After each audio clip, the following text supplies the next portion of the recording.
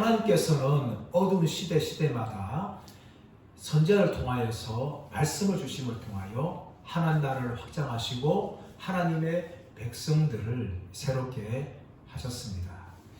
이스라엘 역사상 가장 어두운 시대였던 사사 시대에는 사무엘을 선지자로 세우시고 사울과 다윗 왕이라는 이 왕정 국가를 열어가셨습니다.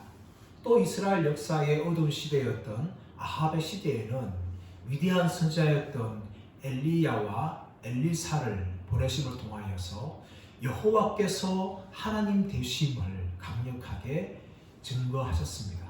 또 유다 말기에는 예레미야를 통하여서 바벨론에게 항복하라, 바벨론을 통하여서 심판하시는 하나님의 말씀을 전하셨습니다. 그리고 포로 때에는 에스겔을 통하여서 포로 가운데 있는 이스라엘 백성들을 위로하고 격려하였습니다. 이처럼 하나님께서는 어두운 시대마다 하나님의 종들인 선지자들을 세우시고 그들에게 말씀을 주심을 통하여 하나님의 백성들에게 담대하게 선포하셨습니다. 이스라엘 역사에서 포로에서 돌아온 이 포로 귀환 시대가 있습니다. 이때는 학개와 스가랴와 말라기 선지자들이 세워졌습니다. 이 학개와 말라기 선지자들은 거의 동시대에 사역을 하였습니다. 그들이 기록한 성경을 보면 이 수사학적인 질문을 통한 문학적인 기법이 동원되어지고 또 그들이 가지고 있는 신학적인 메시지가 거의 통일을 이루고 있습니다. 이것을 볼 때에 이 학개와 스가랴와 말라기 선지자는 거의 동시대에 사역을 했다는 것을 알 수가 있습니다. 이렇게 하나님께서는 이 포로에서 돌아온 이스라엘 백성들을 향하여서 학개와 스가랴와 말라기를 통하여서 그들에게 필요한 말씀을 증거하셨습니다. 교회 역사를 보게 되어지면 동일하게 하나님께서 말씀의 종들을 세우셔서 어두운 시대를 열어가시는 것을 우리가 보았습니다. 영국의 역사를 보게 되어지면 청교도 이 시대 때는 리차드 백스트라든지 존 버년이라든지 존 오웬이라든지 찰스 브리지스 같은 이 설교자들을 세우시고 말씀을 전하였습니다. 그리고 그 이후의 시대에는 조지 휘필드라든지 또 요한 웨슬리를 통하여서 하나님 나라를 이루어 가셨습니다. 그리고 그 이후에는 아드 핑크라든지 로이드 존스라든지 존 스토트와 같은 설교자들을 세우셔서 영국 교회를 세워가셨습니다. 미국도 마찬가지였습니다. 조나단 에드워즈라든지 D.L. 무디 같은 사람들 통하여서 하나님께서는 부흥을 일으키셨고 영적 각성을 이루게 하셨습니다. 그리고 이어서 팀 켈러와 같은, 존 메가더와 같은, 존 파이퍼 같은 또 설교자들을 세우셔서 하나님 나라를 이루어 가셨습니다. 이처럼 하나님께서는 어두운 시대마다 말씀의 종들을 보내시고 그들을 통해서 하나님 나라를 세우시고 또 하나님의 백성들을 각성케 하셨습니다. 우리나라도 마찬가지였습니다.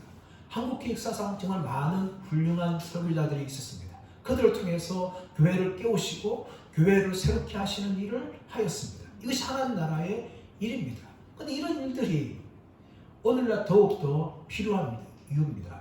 그것이 무엇인가 하면 코로나 이후로 한국교회는 굉장한 침체를 겪고 있습니다. 이런 상황 속에서 교회를 새롭게 할 수 있는 것은 말씀의 종들입니다. 그러므로 하나님의 백성들은 하나님을 향하여서 기도할 때에 주여 한국교회 가운데 말씀의 종들을 세워 주옵소서. 강단에서 능력의 말씀을 선포하시는 설교자를 세우심을 통하여서 교회를 새롭게 하여 주시고 하나님 나라의 백성들을 각성케 하여 주옵소서. 이렇게 기도하는 것이 오늘날 믿음의 성도들의 기도 제목이 될 줄 믿습니다. 단지 이 세상에서 무엇을 먹을까, 무엇을 입을까를 두고도 우리가 기도를 해야 되지만 그 모든 것을 하나님께서 채워줄 줄 믿고 정말 하나님 나라와 교회를 위해서 주여 말씀의 종들을 세워 주옵소서 이렇게 기도하시는 저와 여러분들 되시기를 예수님의 이름으로 축원합니다. 오늘 본문의 말씀은 이 스가랴서의 서론 부분에 해당합니다. 어떤 학자는 이 본문이 스가랴 전체의 본문이기도라고 말하는 학자들도 있지만 대부분 이 스가랴서를 이 전반부와 후반부 나눌 수 있는데 이 전반부의 서론이라는 것은 모든 학자들이 다 동의를 하고 있습니다. 이 말씀 어떻게 시작하고 있습니까? 여호와의 말씀이 스가랴에게 임하는 것을 통해서 시작하고 있습니다. 우리 1절 말씀 볼까요? 1절 말씀 보시면 다리오 왕 제2년 8째 달에 여호와의 말씀이 id도의 손자 베레가의 아들 선지자 스가랴에게 임하니라 이르시되, 스가랴라는 뜻은 여호와께서 기억하신다라는 의미를 가지고 있어요.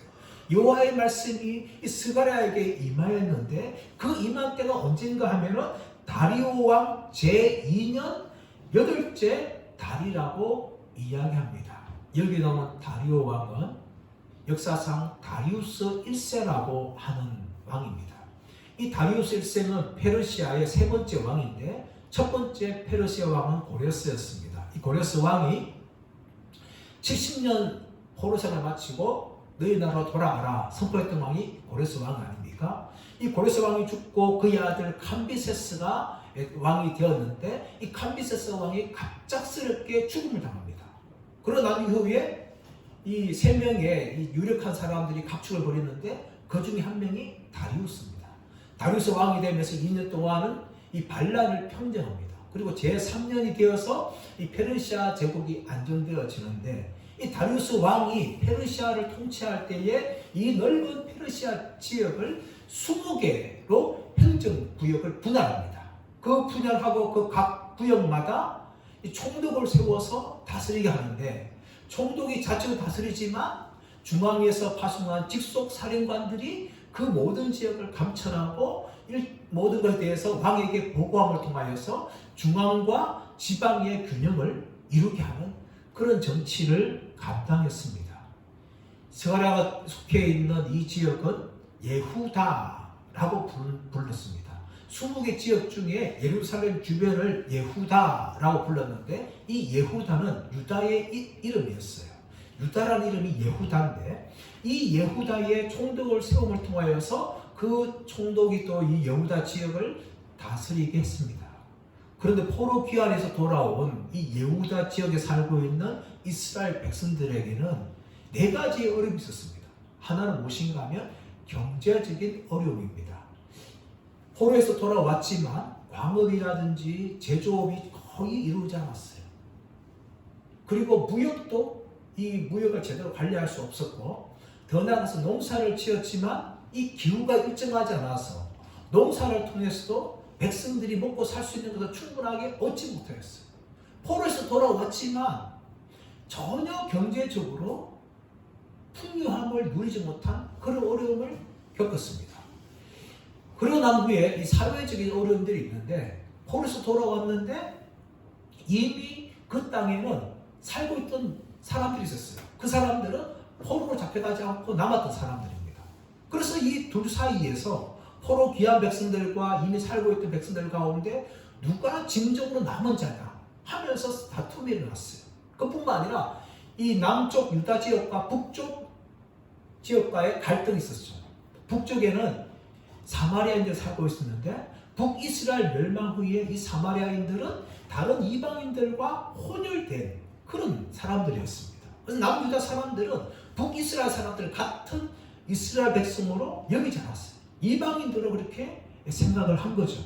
세 번째로는 이 정치적인 어려움이 있었는데 이 예후다 지역이 20개 지역 중에 한 가지인데 그 원래는 이 사마리아 중심으로 한 개의 지역이 되어 있었어요. 그런데 이 한 개의 지역이 되어 있던 것이 예루살렘 이하의 남유다가 이 독립함을 통하여서 자치적으로 이 총독이 세워짐을 통하여서 원래 사마리아가 다스리고 있는 그 가운데 있는 지도자들과 또 새로 등장하는 이 예루살렘 땅을 중심으로 한 유다 땅에 속해 있는 이 사람들과의 이 갈등이 일어난 거죠. 누가 이 지역의 패권을 차지할 것인가 하는 그런 정치적인 어려움도 생겼습니다. 더 나아가서는 신앙적인 어려움이 생겼는데 포로 귀한 백성들이 돌아올 때에 이미 남아있던 사람들은 다른 종교 이방인들과 섞여버렸어요. 수주성을 잃어버렸죠. 그러므로 이 포로기한 백성들이 자신들 돌아올 때에 이 신앙의 순결에 이 문제가 발생할 수 있는 거예요.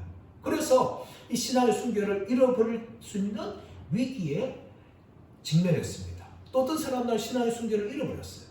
그 결과 언약 백성으로서 감당해야 될 의무와 책임에 무관심할 지경에 이르게 되었습니다. 이처럼 포로기한 백성들이 이 예후다라는 유다 지역에 돌아올 때에 이런 어려움이 있었는데, 사실 이 유다 땅은 어떤 땅이었습니까? 과거에는 다윗과 솔로몬이 지배했던 위대한 나라였어요. 그 한때는 정말 다른 민족들이 이 유다 지역에 조공을 바치는 그런 나라였는데, 이제는 완전히 폐허가 될 정도로 망해버렸고, 정말 페르시아 제국 중에 지방 변방에 이르는 한 지역에 불과한 그런 초란 땅이 되고 말았습니다. 그리고 그 땅에 돌아왔지만 이렇게 네 가지의 어려움을 직면하고 있는 것이 바로 포로기한 공동체의 현실이었습니다. 이때에 여호와의 말씀이 스가랴에게 임하는데, 이 스가랴의 가문이 어떤 가문이에요? 1절 말씀 보시면 스가랴에 대해서 id도의 손자 베레가의 아들 선지자 스가랴라고 이야기합니다. id도란 사람은 느헤미야 12장 16절 말씀 보시면 포로 귀환 때 돌아왔던 제사장 중에 한 명이었습니다. 그러므로 스가랴의 할아버지는 제사장이라는 거예요. 제사장 가문의 사람이 스가랴입니다. 그리고 아버지는 베레가라고 이야기하고 있는데, 에스라 5장 1절 말씀 보시면 이 아버지 이름이 등장하지 않고 단지 id도의 손자라만 그렇게 소개합니다. 그것을 볼 때에 스가랴의 아버지 베레가는 스가랴가 어릴 때 일찍 죽임을 당한 것으로 추측할 수가 있습니다. 이것이 바로 이 스가랴였는데, 이 스가랴에게 말씀이 임하였어요. 말씀이 임하였는데 어떤 말씀이 임하였습니까? 2절 말씀 보세요. 여호와가 너희의 조상들에게 심히 진노하였느니라. 여호와가 너희의 조상들에게 심히 진노하였다. 하나님이 진노하셨다는 말씀을 스가랴가 먼저 이스라엘 백성들에게 전하고 있습니다. 그런데 조상들이면 조상들이지, 여기서 너희의 조상들이라고 표현하고 있어요. 이 조상들은 누굽니까? 하나님의 말씀에 불순종하여서 심판을 받았고, 그 결과 바벨론에서 멸망을 당하였고 바벨론 땅으로 포로로 잡혀갔던 사람들이 이 조상들이에요. 근데 이 조상들을 향하여서 너희의 조상들이다 라고 이야기합니다. 그것은 포로 귀한 공동체의 백성들과 조상들과 전혀 무관하지 않다는 거예요. 그들을 향해서 무엇을 말합니까? 너희의 조상들이 하나님의 진노를 받아서 멸망을 당했다는 것을 기억하라. 그것을 지금 말하고 있는 겁니다. 다시 말하면 과거를 통하여 교훈을 배우라는 것이죠. 여러분, 이것이 정말 중요한 겁니다. 정말 지혜로운 사람들은요, 과거의 잘못을 통하여서 교훈을 배웁니다. 그런 어떤 사람들은요, 어리석게도 과거의 잘못과 실패를 통해서 아무것도 배우지 못해요. 나라도 마찬가지입니다. 정말 지혜로운 나라는요, 과거의 잘못을 보면서 자신들의 현실을 반성하며 그렇게 각성하는 것이 지혜로운 백성들이에요. 그 나라 어떤 나라입니까? 독일입니다. 독일은 세계 제2차 세계대전 때 유대인들을 600만 명이나 홀로코스트, 대량 학살하는 그런 죄를 범하였습니다. 그러고 난 후에 그들이 어떻게 합니까? 전쟁에 패배한 후에 그들은 철저하게 이 자신들의 잘못을 그렇게 회개합니다. 1953년도에 건립된 야드 바셈 기념관을 그들은 확장하고 개축합니다. 그리고 2005년도에 홀로코스트 기념관으로 재개관합니다. 그 안에 이름의 홀과 증인의 메시지라는 그런 컬렉션에서 유대인들의 기록과 유물을 보면서 자신들이 얼마나 처참한 죄를 범하였는지를 그들은 돌아봅니다. 그래서 그 기념관에 독일의 총리들도 와서 무릎을 꿇고 눈물을 흘리며 자신들의 조상들이 지었던 그 죄에 대해서 회개하는 모습을 우리는 가끔씩 뉴스를 통해서 보기도 합니다. 그러나 일본은 어떻습니까? 일본은 제2차 세계 전범들을 신으로 추대하고 신사 참배를 하고 있습니다. 일본 사람들은 전혀 과거를 통하여서 배우지 못하는 백성들입니다. 물론 깨어있는 일본인들 같은 경우는 자신들의 잘못을 정말 회개를 하지만 대부분의 일본 사람들은 여전히 전범들을 신으로 추대하고 신사참배에 동참하는 일본의 극우 정치가 되고 오히려 그렇게 부추기는 그런 일들을 지금도 저지르고 있는 겁니다. 참 위험한 일입니다. 일본은 전혀 과거를 통해서 전혀 배우지 못한 모습을 보여주고 있는 반면에 독일은 자신들의 과거를 보면서 자신들이 얼마나 악한 일을 행하였는지를 철저하게 회개하는 모습을 보여주고 있습니다. 하나님이 지금 스가랴를 통해서 이스라엘 백성들에게 무엇을 말합니까? 내가 너희 조상들에게 진노하였다 라고 하나님이 선언하시면서 그들의 죄에 대해서 이야기하시면서 너희는 내게로 돌아오라 라고 하나님 말씀하십니다. 4절 말씀 볼까요? 너희 조상들을 본받지 말라. 옛적 선지자들이 그들에게 외쳐 이르기를 만군의 여호와께서 이같이 말씀하시기를 너희가 악한 길 악한 행위에서 떠나서 돌아오라 하셨다 하나 그들이 듣지 아니하고 내게 귀를 기울이지 하였느니라 여호와의 말이니라. 하나님께서는 옛적 선지자를 통하여서 수많은 선지자를 통해서 그들이 악한 길과 악한 행위에서 돌아오라 라고 말씀하셨습니다. 하지만 그들은 선지자의 말을 듣지 않고 하나님께 돌아오지 않았다 라고 하나님께서 말씀하시는 겁니다. 하나님은 끊임없이 선지자를 통해서 이스라엘 백성들에게 말씀하였습니다. 이사야 55장 6절 7절 말씀 보시면 이렇습니다. 너희는 여호와를 만남할 때에 찾으라. 가까이 계실 때에 그를 부르라. 악인은 그의 길을 불의한 자는 그의 생각을 버리고 여호와께로 돌아오라. 그가 긍휼히 여기시리라. 우리 하나님께 돌아오라. 그가 너그럽게 용서하시리라. 호세아 14장 1절 말씀 보시면 이스라엘아 내 하나님 여호와께로 돌아오라. 내가 불의함으로 엎드려 졌느니라. 요엘서 2장 13절 14절 말씀 보시면 너희는 옷을 찢지 말고 마음을 찢고 너희 하나님 여호와께로 돌아올지어다. 그는 은혜로우시며 자비로우시며 노하기를 더디하시며 이내가 크시사 뜻을 돌이켜 재앙을 내리지 아니하시나니 주께서 혹시 마음과 뜻을 돌이키시고 그 뒤에 복을 내리사 너희 하나님 여호와께 소제와 전제를 드리게 하지 아니하실는지 누가 알겠느냐. 스바야서 2장 3절 여호와의 규례를 지키는 세상의 모든 겸손한 자들아 너희는 여호와를 찾으며 공의와 겸손을 구하라. 너희가 혹시 여호와의 분노의 날에 숨김을 얻으리라. 하나님께서 수많은 옛적 선지자를 통하여서 그들에게 죄를 보여주시고 하나님께 돌아오라 라고 말씀하셨습니다. 그럼에도 불구하고 이 이스라엘 백성들의 조상들은 결코 그들의 악한 길과 악한 행위를 떠나지 아니하고 하나님께 돌아오지 않았다라고 말씀합니다. 여러분 이스라엘 백성들의 죄악이 무엇입니까? 하나님의 말씀을 무시한 겁니다.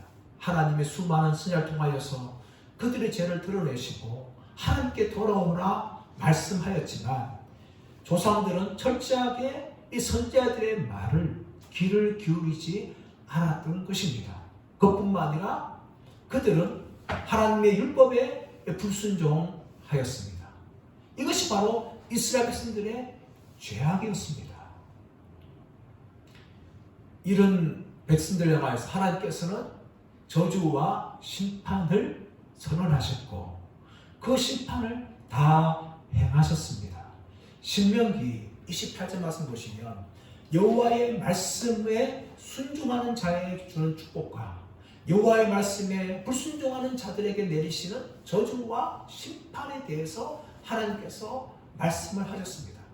하나님 말씀에 순종하는 사람들은 들어가며 나오면도 복을 받고 그들이 성읍에서 복을 받고 그들이 들에서 복을 받고 그들의 떡반죽 그릇과 방주룩 그릇이 복을 받고 그들의 소생과 우양의 새끼까지도 복을 받고 들어가며 나오며 복을 받는다라고 말씀하였습니다.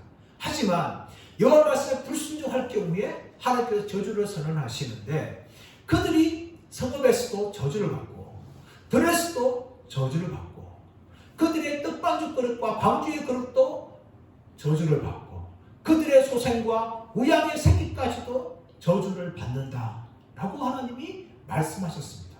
그리고 그 말씀대로 이스라엘 백성들이 말씀에 불순종함을 통하여서 하나님의 저주가 그대로 다 임하였습니다. 북이스라엘은 주전 722년에 아수르에게 멸망을 당하고 남유다는 586년에 바벨을 통해서 철저하게 멸망을 당하였습니다. 그러므로 여호와의 진노가 그들에게 임하였다는 것을 말씀하시면서 그 모든 하나님의 진노는 여호와의 말씀이 성취된 결과라는 것을 스가랴 선지자는 이야기하고 있습니다. 5절 말씀 볼까요? 5절 말씀 보시면 너희 조상들이 어디 있느냐? 또 선지자들이 영원히 살겠느냐? 너희 조상들이 어디 있느냐? 이 말이 무슨 말입니까? 하나님의 심판을 받았던 너희 조상들은 지금 어디 있느냐? 바벨론에 의해서 남유다가 멸망을 당할 때에 수많은 사람들이 포로로 잡혀갑니다. 또 예루살렘 멸망할 때에 수많은 사람들이 죽습니다. 포로로 잡혀가면서 죽고 또 포로로 잡혀가서 바벨론 땅에서 죽었습니다. 하나님이 무슨 말씀하는 겁니까? 여호와의 말씀에 불순종한 너희 조상들이 어떻게 죽었느냐? 그것을 지금 말씀하는 겁니다. 더 나아가서는 너희 선지자들이 영원히 살겠느냐? 이 선지자들은 이스라엘 백성들을 향하여서 하나님의 심판을 선언했던 그런 선지자들이었습니다. 이사야 40장 6절 말씀 보시면 꽃은 시들고 풀은 마르나 여호와의 말씀은 영원히 사느니라 라고 이야기합니다. 선지자들은 하나님의 말씀을 선포하였습니다. 하지만 그들도 다 사라지고 말았습니다. 그들은 불과 같은 존재들이었고 꽃 같은 존재들이어서 다 시들고 다 없어졌습니다. 하지만 그들이 전했던 여호와의 말씀은 영원히 살았고 그 말씀 그대로 이스라엘 백성들에게 다 이루어졌다는 것을 성경은 이야기합니다. 그리고 그 결과 6절 말씀 보시면 내가 나의 종 선지자들에게 명령한 내 말과 내 법도들이 어찌 너희 조상들에게 임하지 아니하였느냐? 그러므로 그들이 돌이켜 이르기를 만군의 여호와께서 우리 길대로 우리 행한 행위대로 우리에게 행하시려고 뜻하신 것을 우리에게 행하셨다가 하였느니라 라고 말합니다. 여러분 하나님의 말씀대로 다 이루어졌어요. 그래서 내가 나의 종 선지자들에게 명령한 내 말과 내 법도들이 어찌 너희 조상들에게 임하지 아니하였느냐 라고 이야기합니다. 이 임하다는 것은 나시그라는 단어인데 이 단어는 여호와의 저주가 임할 때에 사용된 단어입니다. 그러므로 하나님의 심판이 여호와의 저주대로 그대로 다 하나님의 뜻대로 이스라엘 백성 가운데 다 이루어졌고 그렇게 유다 백성들이 멸망을 당했다는 것을 이야기합니다. 그러므로 하나님께서는 지금 스가랴 공동체를 향하여서 무엇을 말합니까? 너희도 너희 조상들처럼 멸망하지 말고 나에게로 돌아오라 라고 하나님이 도전합니다. 3절 말씀 보시면 그러므로 너는 그들에게 말하기를 만군의 여호와께서 이처럼 이르시되 너희는 내게로 돌아오라 만군의 여호와의 말이니라 그리하면 내가 너희에게 돌아가리라 만군의 여호와의 말이니라. 하나님께서 스가랴를 통하여서 만군의 여호와께로 돌아오라 라고 포로 귀한 백성들에게 말합니다. 다시 보십시오 여러분. 사실 그들은 이미 몸이 돌아가 있는 사람들이에요. 바벨론 포로에서 70년을 보낸 후에 그들은 그 머나먼 땅에서 지금 유다 땅으로 그들은 돌아왔어요. 그런데도 하나님께서는 스가랴서를 통하여서 너희는 내게로 돌아오라 이렇게 말하는 겁니다. 너희는 내게로 돌아오는 것은 이미 이사야라든지 호사야라든지 또 요엘이라든지 스가랴를 통해서 이미 전하신 말씀이에요. 또 바벨론 땅에 있을 때에 에스겔을 통해서 전하신 말씀입니다. 근데 그 말씀을 이미 그들의 몸이 돌아온 이 유다 땅에 있는 포로 귀한 백성들에게 너희는 내게로 돌아오라 그렇게 도전하시는 겁니다.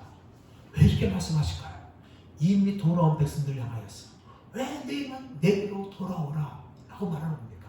그 이유는 무엇인가 하면 그들의 몸은 이미 돌아왔지만 그들이 전적으로 여호와께 돌아온 것이 아니었기 때문입니다. 몸만 있다고 돌아온 게 아니에요. 예배드릴 때 그렇지 않습니까? 우리의 몸이 여기 앉았다 해서 예배드리는 것이 아니에요. 전심으로 예배를 드려야 되듯이 회개가 무엇인가 하면 몸만 돌이키는 것이 아니라 마음과 영혼이 전적으로 하나님께 돌아와야 되는 것입니다. 그것을 지금 스가랴서를 통하여서 포로 귀한 백성들에게 말씀하시는 거예요. 그들은 지금 몸은 여호다 땅에 있지만 그들은 하나님에 대한 신망을 가지고 있었습니다. 그들이 돌아오기만 하면은 여호와의 구원과 여호와의 회복이 속히 갈 줄 알았는데 시간이 지나도 지연되는 거예요. 그래서 하나님에 대한 실망이 그들 가운데 가득 찼습니다. 그뿐만 아니라 그들 영적 자만심이 생겼습니다. 그들은 바벨론 땅에 모든 것을 다 버리고 우리는 돌아왔다 하는 이 영적 자부심이 그들 가운데 있었어요. 더 나아가서 영적 특권이 있었습니다. 학계의 승리를 통하여서 성전 재건을 그들은 시작했다는 이 영적 특권의식이 그들 가운데 있었어요. 더 나아가서 그릇된 번영의식이 있었습니다. 그들이 예루살렘에 돌아와서 성전만 재건하면 과거에 다윗이 누렸던 그 영광스러운 것을 속히 회복할 것이다 라는 이 거짓된 번영 사상이 그들 가운데 있었습니다. 그러면 하나님께서는 스가랴서를 통하여서 옛적 선지자들이 그의 조상들에게 말했듯이 지금 포로기한 백성들을 향하여서 너희는 내게로 돌아오라 그렇게 강력하게 요청하고 있는 것입니다. 사랑하는 여러분, 이 외침은 오늘날 저와 여러분들을 향한 하나님의 외침인 줄 믿습니다. 이 말씀이 누가 하는 것입니까? 3절 말씀 보시면 만군의 여호와, 만군의 여호와라고 이야기합니다. 이런 이 만군의 여호와라는 이 단어가 이 학계, 스가랴, 말라기에 무려 80번이나 등장하는 단어입니다. 그리고 이 스가랴 승하더라도 무려 49번이 만군의 여호와라는 단어가 등장해요. 그리고 이런 것 통해 본문에 했던 1장 1절에 6절까지 무려 5번이나 만군의 여호와라는 것이 단어가 등장합니다. 왜 이렇게 많은 단어가 등장합니까? 지금 이 여후다 땅은 페르시아가 통치하고 있는 일부 지역에 불과했습니다. 20개의 구역 가운데 한 개에 불과했고 변방이 없는 그런 땅이었어요. 근데 그 땅에 지금 누가 왕인가 하면 페르시아 다리우스 왕이 통치하고 있는 그 왕이었습니다. 이 땅에서 진정으로 누가 왕인가를 선언하는 것이 무엇인가 하면 만군의 여호와입니다. 비록 인간 왕인 페르시아의 다리우스 왕이 너희를 통치하고 있지만 너희를 통치하고 있는 분은 만군의 여호와 하나님이시다. 온 우주의 왕이시며 천지를 창조하신 그 하나님이 만군의 여호와 하나님인데 너희는 그 하나님께 전적으로 돌아오라. 그리하면 너희의 회복이 있을 것이고 너희에게 살 길이 열릴 것이다 라고 이스라엘 백성들 향하여 스가랴가 선포하는 겁니다. 사랑하는 여러분, 오늘도 하나님께서 우리를 향하여서 전적으로 하나님께 돌아오라 라고 이야기하고 있는 것입니다. 예수님을 믿지 않고 세상에 살다가 지옥을 향하여 걸어가고 있는, 달려가고 있는 수많은 사람들 향하여 여호와께로 돌아오라 그렇게 하나님이 말씀을 하십니다. 그뿐만 아니라 교회를 다니면서도 인격적으로 예수님을 만나지 못하고 내가 몇 대의 가문에 태어났고 내가 우리 집안에 어떤 집안을 자랑하는 무늬만 그리스도인을 향하여서 여호와께로 돌아오라, 예수께로 돌아오라 라고 말씀하고 있습니다. 신앙은 가졌지만 첫 신앙을 잃어버렸던 사람들을 향하여서 여호와께로 돌아오라 라고 말씀합니다. 한때 과거에 뜨거웠지만 지금 미지근한 백성들을 향하여서 여호와께로 돌아오라 라고 말씀하고 있는 것입니다. 사람 여러분, 우리는 어떻게 여호와께로 돌아가야 합니까? 전심으로 우리의 마음을 바꾸어서 우리의 미지간 신앙을 돌이켜서 뜨거운 신앙을 돌이키기를 원합니다. 더 나아가서는 첫사랑을 입은 그 사랑을 돌이켜서 다시금 충만한 사랑으로 돌아가기를 원합니다. 그것뿐만 아니라 지금도 주변 사람들 향하여서 예수께로 돌아오라, 여호와께로 돌아오라 외치는 우리가 되기를 간절히 바랍니다. 그것뿐만 아니라 교회 안에서 오랫동안 신앙생활 하지만 이제는 모든 걸 다 잃어버릴 뿐만 아니라 또 가지고 있는 직분이라든지 몇 대의 집안이라는 그것만 붙들고 내가 구원받았다고 착각하는 사람들 향하여서 여호와께로 돌아와라 외치고 기도할 수 있는 저와 여러분들 되기를 축복합니다. 그리고 우리도 여호와께로 돌아감을 통하여서 미지근한 신앙이 아니라 충만한 신앙으로 첫사랑을 다시금 회복할 수 있는 그런 사람들로 회복되어지는 은혜가 저와 여러분 모두에게 있으시기를 예수님의 이름으로 축원합니다.